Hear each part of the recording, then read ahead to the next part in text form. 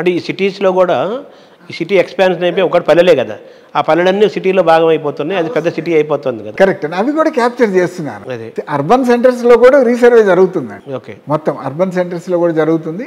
Urban సెంటర్స్లో కూడా drone survey 90% అయిపోయింది. 6000 గ్రామాలకి కంప్లీట్ అయిపోయిందా మీ కంప్లీట్ ప్రాజెక్ట్? వర్క్ అంతా పట్టాలు ఇచ్చేశారు. అదే 4000 పనిచేశారు, 2000 ఏమైనా ఆపు పెట్టారు ఈ కాలం వల్ల.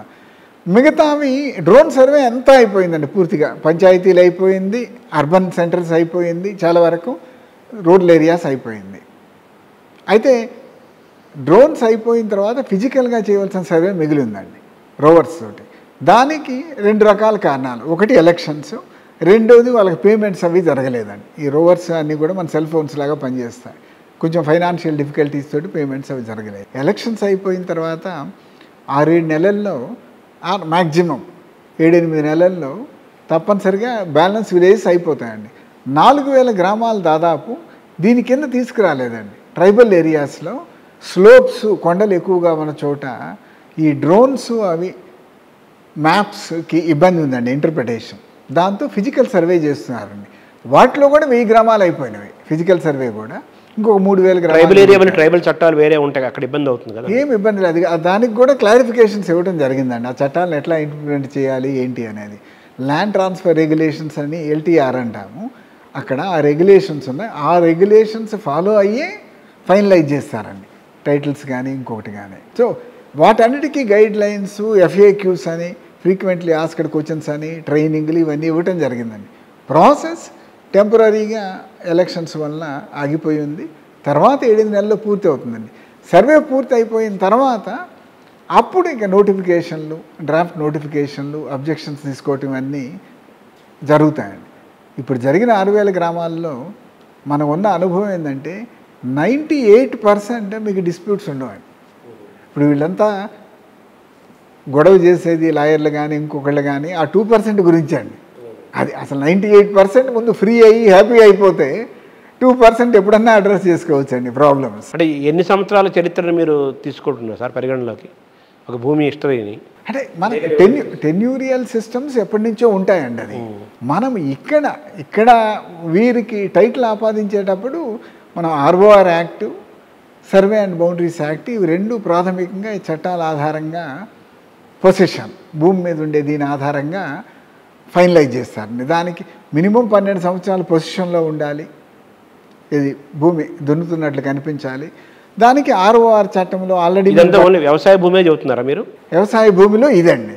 ఇక్కడికి వచ్చేదానికి కూడా 12 సంవత్సరాలు అనేది బేసిక్ అన్నిటికీ అప్లై అవుతుందండి మనకి. ఎందుకంటే అది లిమిటేషన్ లా ప్రకారం. అవును, అర్బన్ ఏరియాస్లో కూడా మీకు ఈ భూమి ఎట్లా వచ్చింది, మీకు మీ పొజిషన్లో ఉందా లేదా, బౌండరీస్ కరెక్ట్గా ఉన్నాయా లేదా చూసి టైటిల్ ఇవ్వడం జరుగుతుందండి. ఈ రోజు వరకు అర్బన్ ఏరియాలో అసలు ఓనర్షిప్ అనేది లేదు. మనకు పట్టాదారు పాస్ పుస్తకం లేదు, మనకు అసలు ఓనర్షిప్ అనేది లేదు. ఫస్ట్ టైం ఓనర్షిప్ కూడా ఇవ్వడం జరుగుతుందండి. అర్బన్ రూరల్ అన్నిటికీ కంప్లీట్ జరుగుతుందండి. అర్బన్ లేటుగా మొదలుపెట్టారు.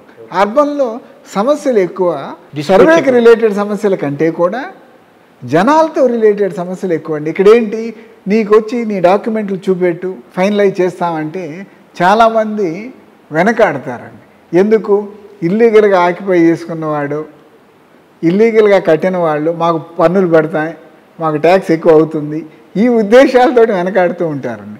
అందుకని 2 శాంపుల్గా తాడేపల్లిగూడెం రేపల్లా చేయటం జరిగింది. సో ముందు క్లియర్గా ఉన్న వాటికి ఇచ్చుకుంటూ పోతూ ఉన్నారు.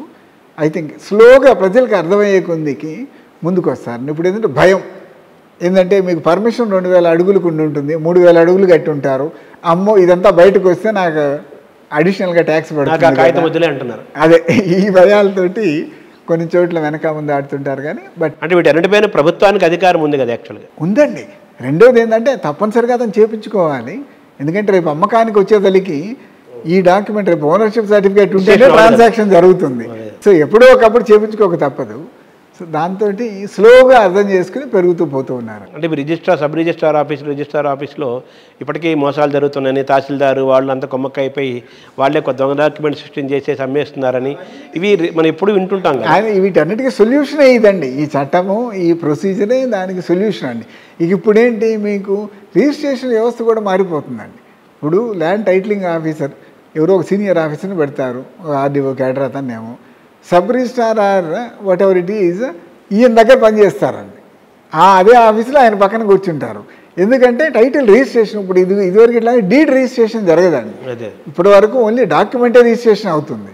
ఫ్యూచర్లో టైటిల్ రిజిస్ట్రేషన్ అవుతుంది.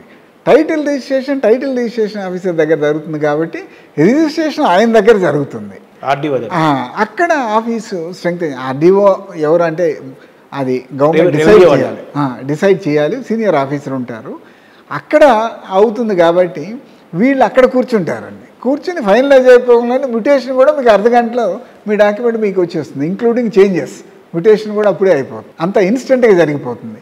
ఇవన్నీ కూడా మళ్ళీ రేపు బ్లాక్ చైన్ ద్వారా డిజిటలైజ్ చేసి మనం ఇంట్లో కూర్చొని మన సెల్ ఓపెన్ చేసి చూసుకోవచ్చండి డీటెయిల్స్. ప్లస్ ప్రతి 3 నెలలకు ఒకసారి కూడా మీకు మెసేజ్లు పంపిస్తారు, అయ్యా ఇదిగో మీకు ఉన్నటువంటి ఖాతాలో ఫలానా ఇవి ఉన్నవి అని చెప్పి.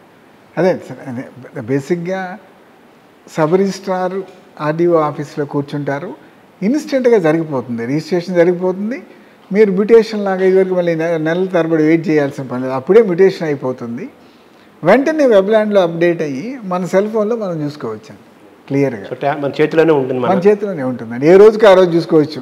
మీ భూమి మీ పేరే ఉందా ఏమన్నా మార్చాడా, అసలు ఆ ఇష్యూసే ఉండవండి. తర్వాత మామూలుగా మీరు తీసుకున్న ఈ రిజిస్ట్రేషన్స్, ఈ శాశ్వత హక్కు, వాళ్ళ హక్కు, ఈ భూమి నాదే అనే ట్రాన్స్పరెన్సీ, తర్వాత లీగల్ ఎవిడెన్స్ తోటి మీరు తయారు చేసే డాక్యుమెంట్ అనేది ఒక గ్రేట్ డాక్యుమెంట్ యాక్చువల్గా. కానీ ఈ భూముల కోసం అడ్డర్లు, గొడవలు, చాలా బీభత్సమైన వాతావరణం కదా ప్రస్తుతం. రియల్ ఎస్టేట్ పెరిగి భూమి వాల్యూ పెరిగిన తర్వాత మీరు టేకప్ చేసింది చాలా అడ్వెంచరస్ కాదా? అంటే చేయటంలో డిఫికల్టీ అని ఇది చేసేటప్పుడు అందరూ భయపడింది ఏంటంటే, అమ్మో ఎన్ని తలకాయలు పగలబడతావు, ఎన్ని కొట్టుకుంటారో, ఎన్ని డిస్ప్యూట్లు వస్తాయని. మనం 6000 గ్రామాలు పూర్తి చేసినాము. ఎక్కడ ఒక తలకాయ పగిలింది లేదు, ఒక మర్డరో కొట్టుకున్నదో లేదు భూమి విషయాల్లో. సో ఒక అన్నోన్ ఫియర్ తోటి మనము ఇది చేయటానికి భయపడ్డామండి. ఇప్పుడు చేస్తున్నప్పుడు కాన్ఫిడెన్స్ వస్తుంది, ఎస్ చేయగలము, ఇబ్బందులు ఏమి లేవు. డిస్ప్యూట్లో ఉన్నవి పక్కన పెట్టేస్తారు, డిస్ప్యూట్ రిజిస్టర్లో రాస్తారు, కోర్టులో డెసిషన్ వచ్చిన తర్వాతే దాన్ని ఇంప్లిమెంట్ చేస్తారు అనేది క్లారిటీ ఉంది. కాబట్టి ఆ గొడవలు ఏమీ జరగటం లేదండి. ఎప్పుడైతే మీకు రికార్డు క్లియర్ ఉంటుందో, కన్ఫ్యూజన్ ఉండదో, నీదా నాదా అనే ఇష్యూ ఉండదో, గొడవలు మర్డర్లు జరిగే అవకాశం ఉండదు కదండి.